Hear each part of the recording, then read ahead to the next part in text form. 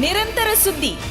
ಆತ್ಮೀಯ ವೀಕ್ಷಕರೇ, ಕಳೆದ 10 ದಿನಗಳಿಂದ ದುಗುಡ, ಕಾತರ ಇತ್ಯಾದಿಗಳಿಗೆ ಕಾರಣವಾಗಿದ್ದಂತಹ ಫರಗಿಪೇಟೆ ಸಮೀಪದ ಕಿದೆಬೆಟ್ಟುವಿನ ವಿದ್ಯಾರ್ಥಿ ದಿಗಂತ್ ಕೊನೆಗೂ ಪತ್ತೆಯಾಗಿದ್ದಾನೆ. ಪುಂಜಲಕಟ್ಟೆ ಪೊಲೀಸ್ ಠಾಣೆಯ ಸಬ್ ಇನ್ಸ್ಪೆಕ್ಟರ್ ನಂದಕುಮಾರ್ ಅವರ ನೇತೃತ್ವದ ತಂಡ ದಿಗಂತನನ್ನು ಉಡುಪಿಯಲ್ಲಿ ಪತ್ತೆ ಹಚ್ಚುವಲ್ಲಿ ಯಶಸ್ವಿಯಾಗಿದ್ದಾರೆ. ಫೆಬ್ರವರಿ 25ರಂದು ಸಂಜೆ ವೇಳೆಗೆ ಮನೆಯಿಂದ ಹೊರಟಿದ್ದ ದಿಗಂತ್ ನಿಗೂಢವಾಗಿ ನಾಪತ್ತೆಯಾಗಿದ್ದ.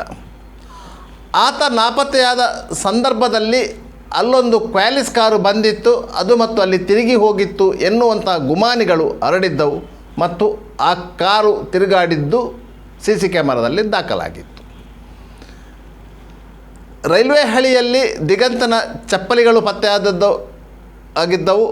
ದಿಗಂತನ ಮೊಬೈಲ್ ಪತ್ತೆಯಾಗಿತ್ತು. ಚಪ್ಪಲಿಯಲ್ಲಿ 3 ರಕ್ತದ ಹನಿಗಳಿದ್ದವು. ಆದ್ದರಿಂದ ದಿಗಂತ್ ನಾಪತ್ತೆ ಪ್ರಕರಣ ಹಲವು ಸಂಶಯಗಳನ್ನು ಹುಟ್ಟು ಹಾಕಿತ್ತು.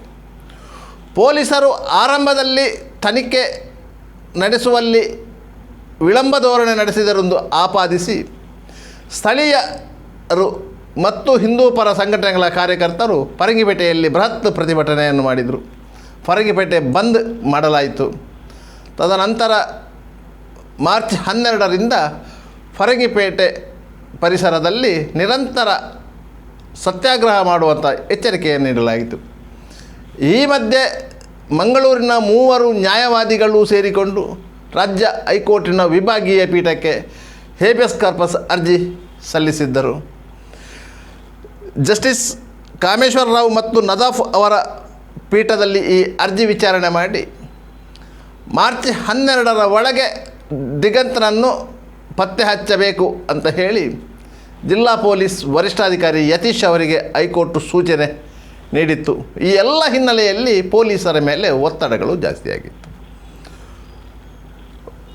ಜಿಲ್ಲಾ SP ಯತೀಶ್ ಅವರ ನೇತೃತ್ವದಲ್ಲಿಯೇ ಸುಮಾರು 7 ಪೊಲೀಸ್ ತಂಡಗಳನ್ನು ಕೇವಲ ದಿಗಂತ್ ನಾಪತ್ತೆ ಪ್ರಕರಣದ ಹಿನ್ನೆಲೆಯನ್ನು ಭೇದಿಸಲು ಬಳಸಲಾಗಿತ್ತು. ಆ 7 ತಂಡಗಳು ವಿವಿಧ ಕೋನಗಳಲ್ಲಿ ತನಿಖೆ ನಡೆಸಿದ್ದವು. ದಿಗಂತ್ ನಾಪತ್ತೆಯಾದ ದಿನದಂದು ಸಂಶಯಾಸ್ಪದವಾಗಿ ತಿರುಗಾಡಿದಂಥ ಕ್ವಾಲಿಸ್ ವಾಹನವನ್ನು 2 ದಿನಗಳ ಹಿಂದೆ ಪುಂಜಲಕಟ್ಟೆ ಸಬ್ ಇನ್ಸ್ಪೆಕ್ಟರ್ ನಂದಕುಮಾರ್ ಮತ್ತವರ ತಂಡ ಪತ್ತೆ ಹಚ್ಚುವಲ್ಲಿ ಯಶಸ್ವಿಯಾಗಿತ್ತು. ಆದರೆ ಅದರಿಂದ ಯಾವುದೇ ಪ್ರಯೋಜನ ಆಗಿರಲಿಲ್ಲ. ತದನಂತರ ಬೇರೆ ಬೇರೆ ಆಯಾಮಗಳಲ್ಲಿ ತನಿಖೆ ನಡೆಸಿದಂತಹ ಪೊಲೀಸ್ ತಂಡ ಕೊನೆಗೂ ಯಶಸ್ಸನ್ನು ಸಾಧಿಸಿದೆ. ಉಡುಪಿಯಲ್ಲಿ ದಿಗಂತ್ ಪತ್ತೆಯಾಗಿದ್ದಾನೆ. ಆತನನ್ನು ಸುರಕ್ಷಿತವಾಗಿ ಪೊಲೀಸರು ಕರೆದುಕೊಂಡು ಬಂದಿದ್ದಾರೆ.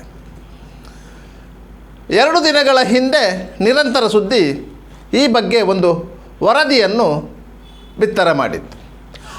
ಅದರಲ್ಲಿ ಸೂಕ್ಷ್ಮವಾಗಿ ಈ ವಿಚಾರವನ್ನು ಪ್ರಸ್ತಾಪಿಸಲಾಗಿತ್ತು. ದಿಗಂತನ್ನು ಯಾರೂ ಅಪಹರಣ ಮಾಡಿಲ್ಲ, ಆತ ಸ್ವಯಂ ನಾಪತ್ತೆಯಾಗಿದ್ದಾನೆ. ಆತ ಫರಂಗಿಪೇಟೆಯಿಂದ ರೈಲಲ್ಲಿ ಹತ್ತಿಕೊಂಡು ಹೋಗಿರಬೇಕು ಎನ್ನುವಂಥ ಸಂಶಯಗಳು ಮೂಡಿತ್ತು. ಈ ಎಲ್ಲ ಅಂಶಗಳನ್ನು ಕೇಂದ್ರೀಕರಿಸಿಕೊಂಡು ಪೊಲೀಸರ ತಂಡ ದಿಗಂತನ್ನು ಕೊನೆಗೂ ಉಡುಪಿಯಲ್ಲಿ ಪತ್ತೆ ಹಚ್ಚಿದೆ. ಆದ್ದರಿಂದ ಈ ಪ್ರಕರಣ ಸದ್ಯಕ್ಕೆ ಸುಖಾಂತ್ಯವಾಗಿದೆ. ಹಾಗಾದರೆ ದಿಗಂತ ಈ 10 ದಿನಗಳ ಕಾಲ ಎಲ್ಲಿದ್ದ, ಉಡುಪಿಯಲ್ಲಿ ಏನು ಮಾಡುತ್ತಿದ್ದ, ಯಾರು ಆತನಿಗೆ ಆಶ್ರಯ ಕೊಟ್ಟರು, ಎಲ್ಲ ವಿವರಗಳು ಇನ್ನು ಪೊಲೀಸ್ ತನಿಖೆಯಲ್ಲಿ ಬೆಳಕಿಗೆ ಬರಬೇಕಿದೆ.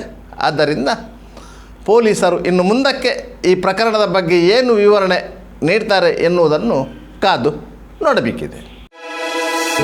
MCC ಬ್ಯಾಂಕ್ ಲಿಮಿಟೆಡ್ ಬೆಳ್ಮಣ್ಣಲ್ಲಿ MCC ಬ್ಯಾಂಕಿನ 19ನೇ ಶಾಖೆಯನ್ನ ಆರಂಭಿಸುವ ಸುಸಂದರ್ಭದ ಪ್ರಯುಕ್ತ ಆಯ್ದ ನಿರಕ್ಕು ಠೇವಣಿಗಳ ಮೇಲೆ ಶೇಕಡ 8.5% ಆಕರ್ಷಕ ಬಡ್ಡಿ ಹಾಗೂ ₹1200ರಿಂದ ಆರಂಭವಾಗುವ ಅತಿ ಕಡಿಮೆ ಬಾಡಿಗೆಯಲ್ಲಿ ಭದ್ರತಾ ಲಾಕರ್ಗಳು.